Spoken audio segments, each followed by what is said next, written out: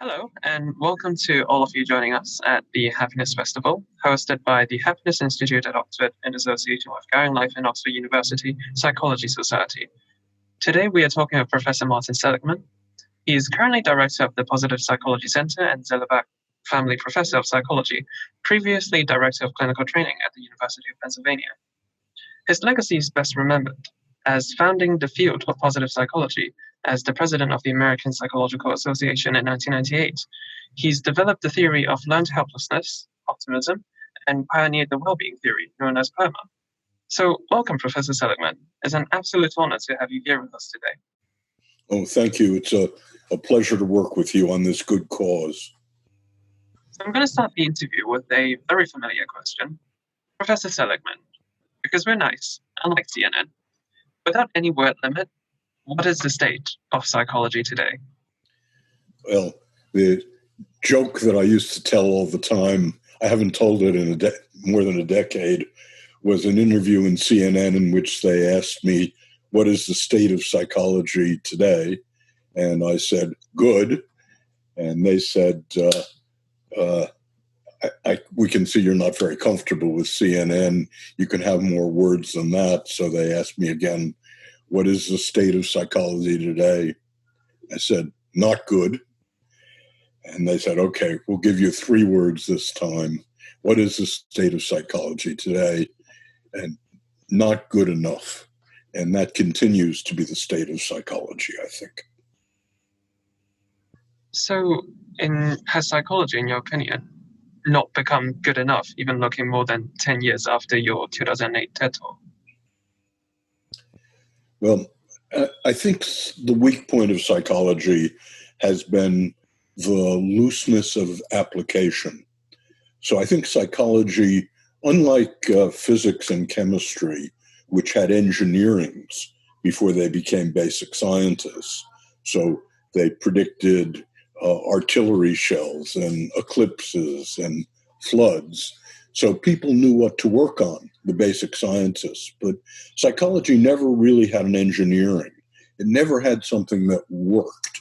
So psychology immediately started to imitate, a century ago, physics and chemistry and do basic science. But the question was, what is it basic to? And so for me, psychology goes the other way around. It's essentially an engineering at this stage. And the question is, what works with human beings? And what works should tell us what basic research we should do. I'm a basic researcher, but I've spent my life doing applications for exactly that reason. I wanted to know what I was working on, and I didn't want to be a wanker. As we've mentioned in the introduction, you were very influential in developing the theory of learned helplessness in depression, which studies extremely miserable people. Where did you find the inspiration to found positive psychology and studying extremely happy people instead? Has there been a drastic change in how you did research? Well, when I became president of the American Psychological Association 20 years ago, I asked what were psychologists good at? What did we do well? And we did suffering moderately well. We could measure it, depression, alcoholism, schizophrenia, and pharmacologically and psychologically, we had mildly to moderately effective interventions. But what we didn't have was the question of what makes life worth living. So psychology was about what cripples life. And the question was, let's say you got rid of everything that crippled life. Would you have life worth living? And it seemed to me the answer was no, that people wanted more than just not to be miserable. So with a bunch of good scientists and good applied people, we began a field called positive psychology, in which we asked the question, what enables the good life? What is there over and above the absence of misery? And one distinction that definitely needs to be made is the difference between happyology and positive psychology. So what's the actual difference? Well, happyology is about mood and feeling good. And that's one of the 5 criteria, one of the 5 bulwarks of what people who are not suffering and who are free want. They want to feel good. They want to be happy. They want happyology. But there are 4 other things they want, which are not about smiling or being merry or feeling good. So the first I call P, positive emotion. It's happyology. The second is engagement, being totally wrapped up in what you're doing, being wrapped up in love or in a conversation or in your work. So E, engagement, is the second thing that people choose. And that's not about feeling good. In fact, that's about the mind being blank and about being in flow. The third thing that people want over and above feeling good is relationships. We are like termites and wasps and ants. We're social creatures. We've evolved to have relationships. The fourth thing we want, which is not about feeling good and often antagonizes happyology, is meaning and purpose in life, belonging to and serving something we think is bigger than the self. And the final thing we want, again, which is not smiling and being merry, is A, accomplishment and achievement. So human beings seek out for the good life, PERMA, positive emotion, which is feeling good, engagement, which is being in flow, R, relationships, M, meaning, and A, accomplishment. So would that be how you define what a good life or a flourishing life would be? Well, the closest I can come to defining it is to say that there are the 5 components: PERMA, positive emotion, engagement, good relationships, meaning, and accomplishment. But people value those elements differently. So there's no one formula for anyone. So some of my friends are hedonists, and they just want P. They just want to feel good. And we know a lot about feeling good. We know a lot about savoring, about orgasm, about back massages, about merriment. But people like me are not high hedonic people. Rather, we're meaning and engagement and accomplishment people. And so for me, how much meaning one has in life and how much one accomplishes are what my measure of a good life is. But importantly, with 5 different elements of well-being, of the good life, different people have different weights. And so it depends on what you value. And positive psychology is not about telling you what you should value. Rather, it's if you tell me what you value is relationships, then I can point to the science about how to improve relationships and the like. So to dashboard, no one definition of what the good life is. So is there any empirical evidence or experiments that support the idea of PERMA? I don't think it's really an empirical question. It's a theoretically plausible issue that the 5 basic elements that people who are not suffering and are not oppressed seek is PERMA. But people have said there's another one or another 2, and that's a matter, again, not so much of empirical data, but of theoretical coherence. So people have said that it's really PERMA plus V, vitality or physical health.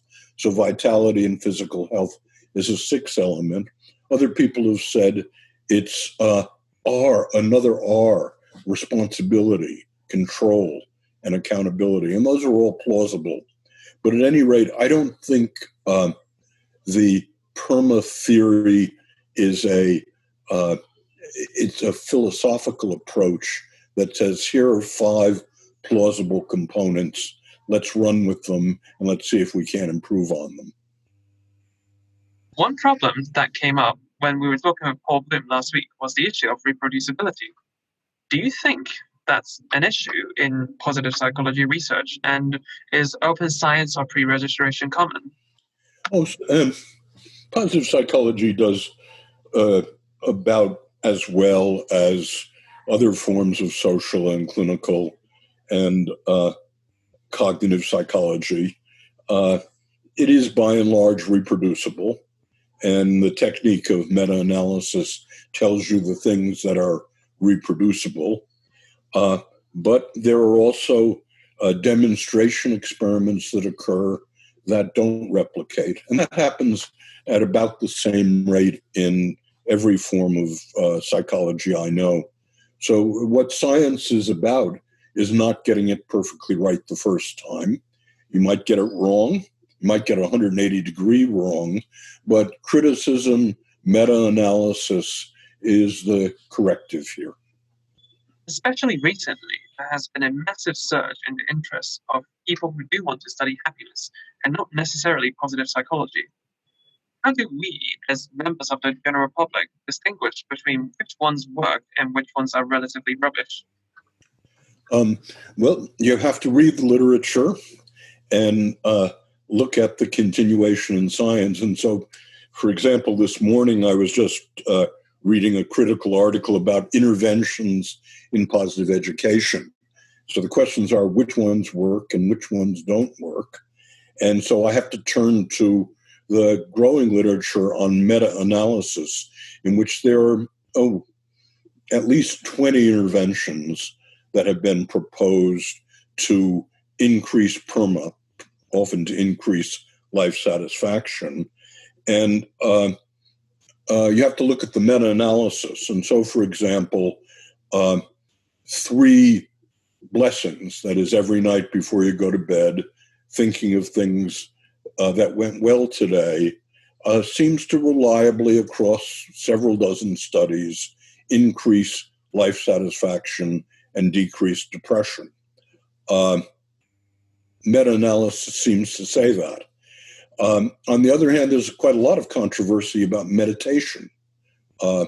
So is meditation a reliable increaser of PERMA? And again, there's some studies that show it and some that don't show it, but by and large, for anti-anxiety, meditation seems to reliably work better than placebos. Not yet clear to me that it works reliably better than placebos for depression, for example. So again, what science is about is to look at each of the different interventions and ask, what is the reliability that it will work? And we're getting to a stage in which we can say with some confidence there are at least half a dozen interventions that reliably increase PERMA. There are another 10 that probably do, and then there are another bunch that are controversial and may or may not work. So at the end of the day, we still have to refer back to the primary literature and actually read what the meta-analysis would tell us. Yes, and to accumulating techniques in which replication, meta-analysis, changing the procedures and seeing if they're robust across rich people, poor people, black people, white people. That's all part of the nature of a science which takes criticism and seriously. And that will be particularly important because psychology is a bit weird, the acronym for white. Well, I think it's true in every field that I know. Yeah. So I know pharmacology reasonably well. And again, for antidepressant drugs, for anti-anxiety medications, there's exactly the same reproducibility issue. And what you have to rely on is accumulating science, meta-analysis, improved experimental designs. So pretty much every science that I know has a reproducibility problem, and it gets solved by criticism, response to criticism, and re-replication. So for the last few questions, I wanted to focus more on what's happening now and also prospect on what's going to happen in the future.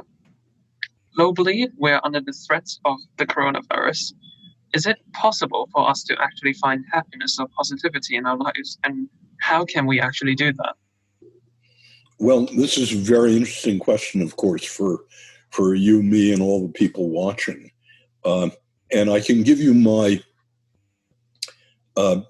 theoretically based hunch about infectious illness. So it's important to distinguish between different kinds of positivity and what their effect is on infectious illness.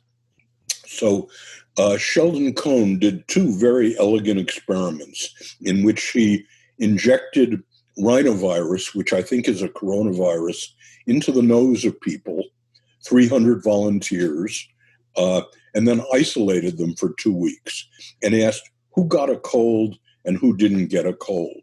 And of course, beforehand, he measured the panoply of psychological variables. And he found, interestingly, that optimistic people, people whose cognition I've worked on most of my life, that the future will work out, that bad events are temporary. Being an optimist did not prevent getting a severe cold. What did prevent getting a severe cold was being a cheerful, merry, high positive emotion person. Now, that's important because its message is the best we can guess. During isolation, during coronavirus, you should be trying to have as much fun as you possibly can. Now, it's difficult. You're isolated. And for the question of being happy is, what do you do? Well, we bought a puppy. And by the way, we're not the only people in the world to do that. There's a puppy shortage now. People have caught on that in isolation, a puppy really brings more happiness. Sex during the coronavirus, very important. Make love as much as you can. Listen to the music, dance, do the things that produce positive affectivity during the pandemic. That's the best guess I can make. But how about as the pandemic wanes? What's important then? Who's going to pick up the pieces? Who's going to restart the economy? Who's going to lead? And there, the evidence is it's not the cheerful, merry, happy-go-lucky people who are the good leaders here. Rather, it's the optimists, the people who have hope, the people who believe that bad events are temporary, that they'll go away, and that human beings can do something about them. So the best message I have here, best guess from positive psychology, is during the threat, as hard as it is, put as much happiness as you can into your life. But as the pandemic wanes, what we want in our leaders, in our managers, in people who are work, we want hope and optimism. Very strong message, and thank you so much for that. Yes, I have one thing more to say about it. It's not something I invented, but it's from 650 years ago during the bubonic plague in England in the 1360s. There was a monk called Julian of Norwich. It was actually a female monk, Juliana, but you could only publish if you were male, so she was Julian. And she said something very important, something we should all be reminded of now. Here's what she said. He said not, thou shalt not be travailed. He said not, thou shalt not be tempesteth. He said not, thou shalt not be diseased. He said, thou shalt not be overcome. And all shall be well, and all shall be well, and all manner of things shall be well. And she was right. So it is the ones who are optimistic and who believe that we can build resilience from this pandemic that will lead us through and actually help bring the world back to normal? Yes, I'm very optimistic. I'm old enough to have lived through Hitler and Stalin, and Julian of Norwich lived through a plague that was much worse than what we have. And these things pass away. And human progress, as bumpy as it is, has been up for the last 500 years. Less violence, more education, higher standard of living, higher recovery of diseases, more music, more books.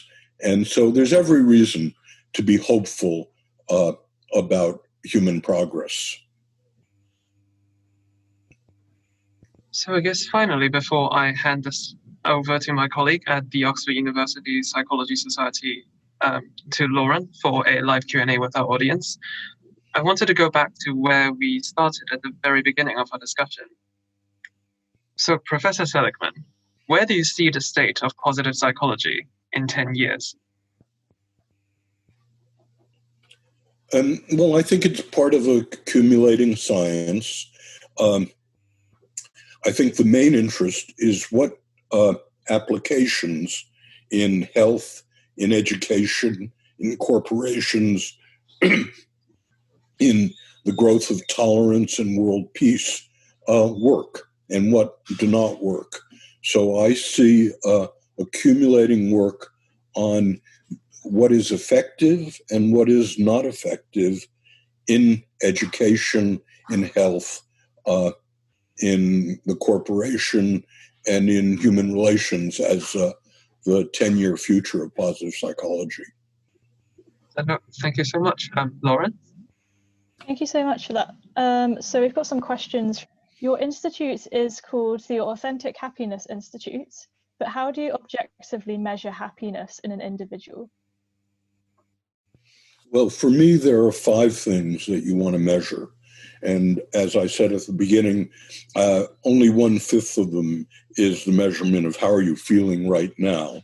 So there are a set of questions about life satisfaction on a 1 to 10 scale, where 1 is the conditions of my life are abysmal, and 10 is the conditions of my life are ideal.